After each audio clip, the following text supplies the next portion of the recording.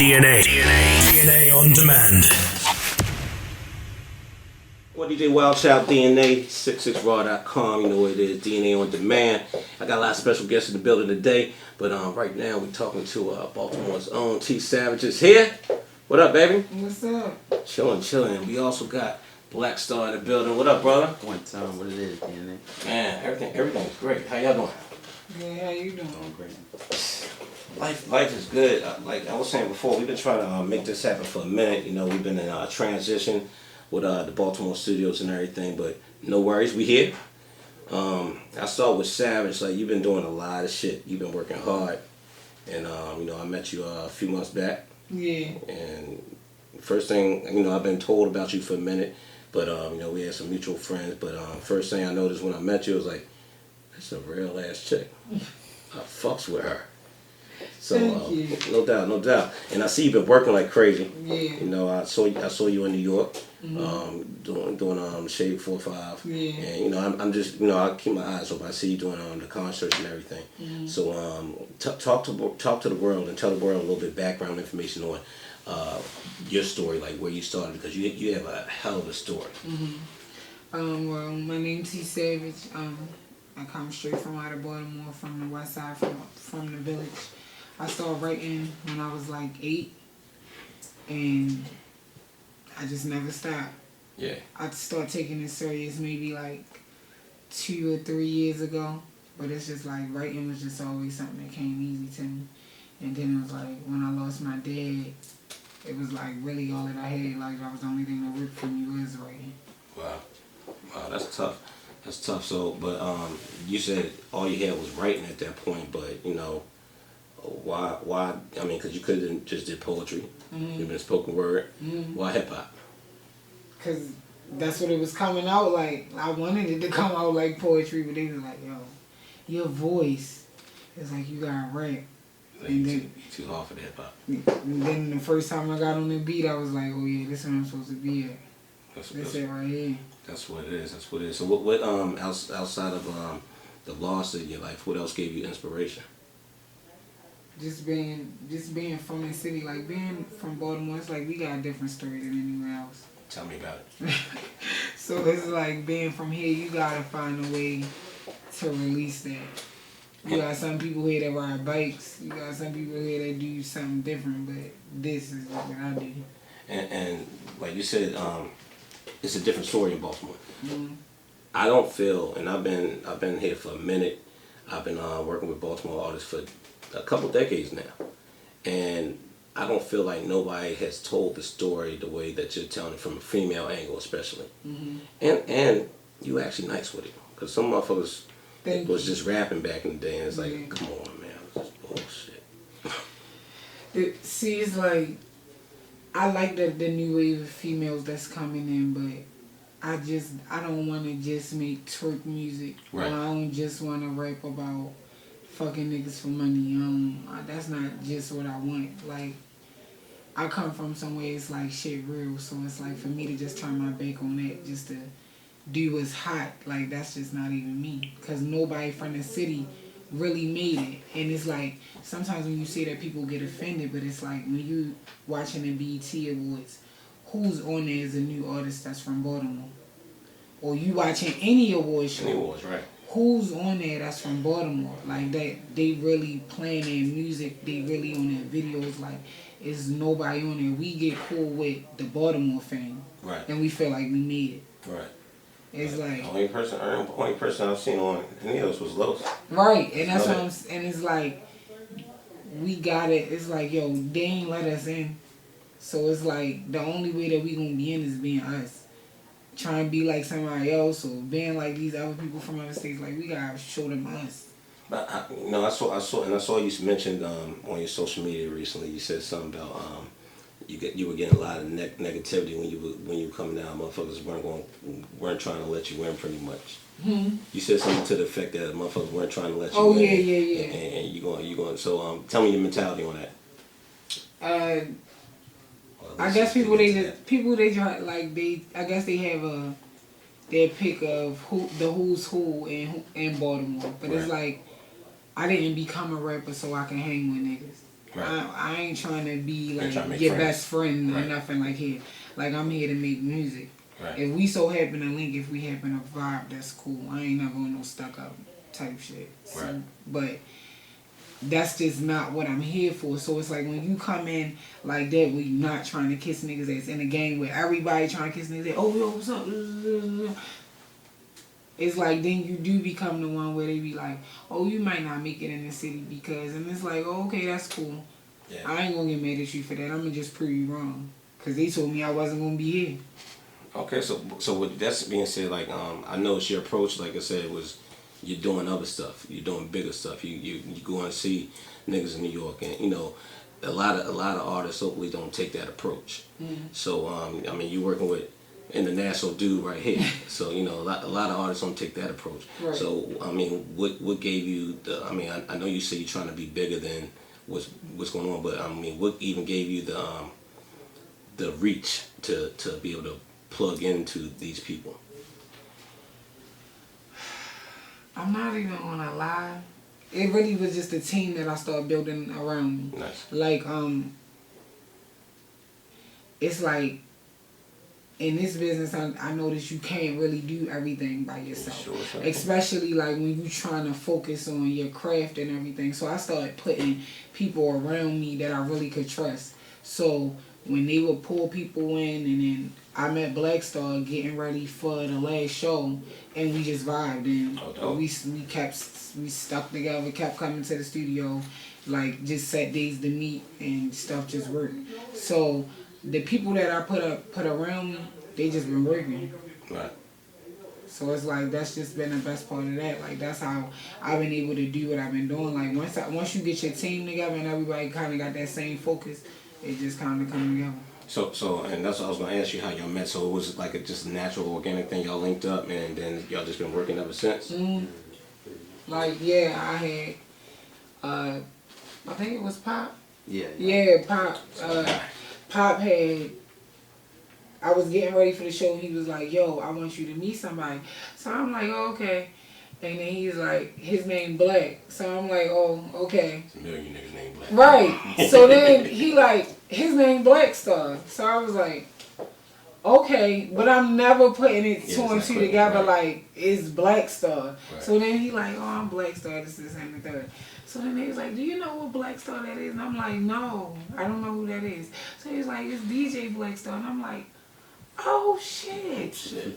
That's him. I'm like, I never saw him. Cause like they didn't have like your pictures out. So it's like, I'm like, oh my God, we used to love his music and I never knew that was him. it's like that Wayne verse. Everybody know my name. They don't know my face. Right. So, Exactly. I just thought about that song. Exactly. So let's talk music real quick. So the first record that really popped off for you was the Hater Joint. Yeah. And that show was a club banger too. You know, I was running that in the clubs for a minute. And now you jumped on Blaqstarr's classic joint, the Rider joint. Rest in peace, my baby sister K Swift. Yeah. So I want to talk about that. Like y'all linked up, but I'm gonna ask you Blaqstarr first because you being a more of a vet in the game, dealing with a newer artist. What even gives you the incentive to give her the green light to jump on that classic? It was definitely her passion coming through in her artist expression. Right. Like I felt it. Like there's a difference between having like nice like lyrics and then delivery. But her delivery was different. It was like almost like scary. You felt like every angle she was like delivering and stuff. Like Right. you know what I'm saying? Felt the passion on it. If it was like a verse, you smashing like on some like crush you felt that crush, like you know what I'm saying? Right. So it was inevitable, like it spoke through his existence, like, you know what I'm saying? So and let me apologize, bro, because I need to really properly let the world know who the fuck you are, and just in case they don't know, in case they've been living under a rock. Super producer. I mean, you got club music hits that went international. You got mainstream hits. You've worked with the likes of Diplo and other people. But I'll let you give them a little bit more feedback, a little bit more background on your story. Okay. Started off DJing at the age of 14. Experimented with the club tracks. Like a year later, when I was like 15, One of my first club tracks was the Told It joint. Told It. Yeah. Little sound bites, experiment with my vocals, and then from there I started experimenting with my vocals with the club music. Then from there I started incorporating music structures and making them full-on songs. And then I remember Diplo had heard one of the EPs I did with Unruly, and we linked up. We did the Superstar EP. That was the birth of Rara. Okay. And then when we first met, he told me that he wanted to introduce me to his girlfriend. His girlfriend at the time was MIA. And we didn't meet the first 2 times that we had our sessions, but he brought in country. And after the first session, we just she booked like a 30-day trip, and we just was working every day. Came up with like mad stuff. So, That's crazy. Yeah, and then I spent some time in LA. Started doing stuff with like Steve Aoki, Skrillex, and so I got like loads of hard these are super rich DJs. Niggas think I be getting the bag. Nah, these niggas get the bag. So I got like hard drives of like diamonds right now, and then I feel like now, you know, this linkage with T Savage is like she like the fire breathing, like you know, it's an element that's like, you know, that I feel comfortable like bringing it out. So let me ask you, as a producer, do you prefer doing more international music, club music, or hip hop? You know, balance is one of my key things. Not just because I'm a Libra, but I just feel like expressing myself with no limits and no bounds, and then like being able to tie that in any genre is like one of the main things I want to do. Like, you know what I'm saying? Like incorporating like a dance track with like hip hop, and it being accepted on both sides and stuff. Like, you know. Okay. Okay, so you dancing too? Like you dancing in the videos? Nah, you know, maybe like a little slight 2-step. 2-step. But I'm not really a dancer. You ain't doing that dumb shit. No. She said, I kind of dance like a boy in a club. Like, I be throwing my hood up and all I that. seen a little dip on one of her Instagram posts. He's like a real hater. He's a real hater. So what's next? So are y'all doing a full project, or is this just like a one-off joint? What's going on? We like throwing songs out, and well, not throwing them out, but the songs are like coming out magically, right? And I feel like projects are just shaping around that. Okay. I'm gonna call it later. So are there plans for T Savage? Are there plans for an album in the near future, a mixtape, or what's going on with you and the music? I got a lot of stuff on tuck. Okay. A lot of stuff on tuck. Okay. So I'm actually going through the vault now, and then we working right now. So I definitely got a project coming. Okay. Okay, I'm looking forward to that. I definitely got a project coming. I'm looking forward to that. So I'm gonna wrap it up with that. I'm going to be looking forward to the project. You got a title for the project yet? Or you didn't get that far? No, I ain't got a title for it yet. Okay. Nope. Any features? I'm just starting to let them hear the songs. Like, I'll just like be like, "Hey, Blaqstarr, you want to hear something?" Wow, where that come from? Oh yeah, you did I almost forgot you did South by Southwest too. Yeah, I did South by Southwest. How was that? South by Southwest, that was one of the best experiences in my life. Okay. Still Like, out there, right? Yeah, and it shows you, like, as an artist, like, it really shows you how hard that you gotta grind, because it's other artists that you look up to, or you might feel like is on a higher level than you. They walk in the same streets. Right. They got their street team out there. They trying to push their music. Like, it just show you like the grind that don't stop. Shout out to my brother Tony Neal, Core DJs. Oh yes, he was with me there. He left us. No, he called me. He was like, "Yo, T Savage out here going crazy." Yeah, and then he jumped on one of those bikes where the people ride you. You know, and he sat back and pulled off. Yeah, so he was just actually in town this past weekend, this Friday. I know, I couldn't get out there. Yeah, it was lit. It was lit, yeah. Alright. We had a great time. But yeah, that's the next step though. We gotta get you moving through the DC streets also. Okay. So I mean, I can help you with that. It's not a problem. This is my second home. All right. Not a problem. You know, I got you on that. Okay. But so the music's been sounding incredible. Mm-hmm. I like the collaboration. I'm looking forward to the new music. So we're gonna play a couple joints and then we're gonna come back and we're gonna do something special that we do right here on DNA on Demand. We call it Bars on Demand. So we're gonna come back with that. T Savage is here, Blaqstarr is here, 66 Raw, Wild Child DNA on Demand. Keep it locked. Core DJ Wild Child DNA on Demand. We are back. That was T Savage, Blaqstarr. We played a few joints by T Savage. We played that Hater joint, that collaboration with her and Blaqstarr, Rada, and then we had Drip. What was the other one called? Move or something? Move. Yeah. So y'all got some bangers though. So the music's official. Damn, like I'm now really excited to hear a project. Okay. So what's going on? We gotta get to it a little bit quicker. I ain't putting no pressure on you. I mean, for real, we done for real. Like, I ain't gonna lie, all the records I got, they really done. I was down to picking. Okay. Yeah, like I'm down to picking. Okay. So we looking forward to that. Blaqstarr has my child, my hard drive. Okay. Yeah. So you know. We had so another one like 2 terabytes. All this stuff. You got 2 terabytes on her? Yeah. Jeez. How many songs you got? Tupac over there. I feel like 3 or 4 months, I just stayed in the studio. Like, no nothing. No going out, no partying, no dudes, nothing. Just studio. So what's your process when you're recording? You just go straight in and off the top, you write, what you do? I just go in and write. Blaqstarr would say all this stupid, dumb, crazy stuff. It was one session we did, right? Alright, I swore it was some type of supernatural stuff going on. Right? I'm over there making a beat, and then, you know, I seen her on her phone right before I started making the beat. She was jotting down stuff. You know, I thought she was texting, but I looked at the notepad. But then I started making the beat this one time, and I turned around. She was out. She was like knocked out because I had the heat on and all that, right? So as soon as I was done the beat, she was ready to record. Yeah. So she ran through like one tape, and I was like, nah, yo, how did that just happen? Like, you know what I'm saying? Okay. It was like a supernatural effect going on. Okay. So it looked like she traveled on the other side and brought something back over here. You know, the passion was just too much for that little bit of time. That was her and a Biggie coming out. Yeah. So and a Biggie coming out.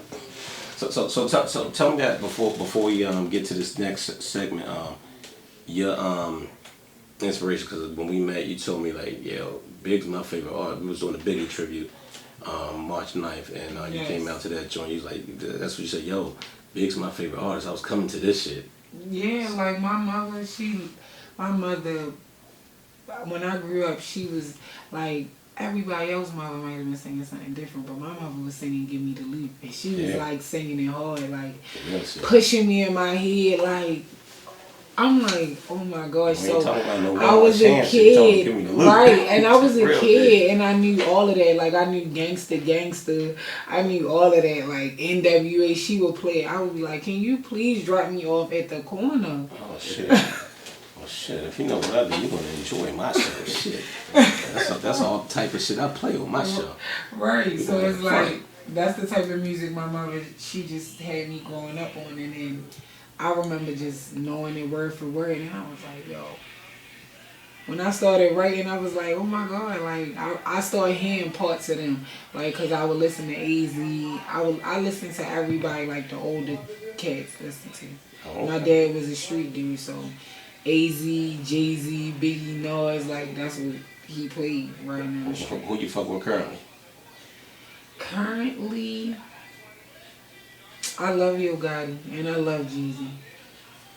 I ain't gonna lie, like Jeezy, like, yeah. Jeezy? Yeah. Okay. Jeezy keeps telling us he's gonna retire. Nobody new. I like the baby. That's my guy. I really like the baby. Yeah. And I never really usually like people like that, but I really like the baby. Cool. Yeah, that's the homie. We had him on 6'6" about 2 years ago. Before anybody knew who he was. And that motherfucker, he was dope then. He switched his style up a little bit, but his energy and his just the fact that he was just like really humble and really sincere about everything, like spitting, beating people. You know, he was just a real down to earth dude. And like I tell all artists, if you have that mentality, you're gonna go far, especially if you got the skill to go with it. Right. But so I want to see that for you. I want to see bigger things real soon. So I'm gonna say thank you both for coming out. We're gonna get to these bars in a second. We're gonna play another joint and come back with those bars. T Savage is here. Blaqstarr, appreciate you, brother. And T Savage, we're gonna hit DC real soon. Okay. 6-6, keep it live. We're gonna come back with DNA on Demand. Watch out, DNA. DNA on Demand.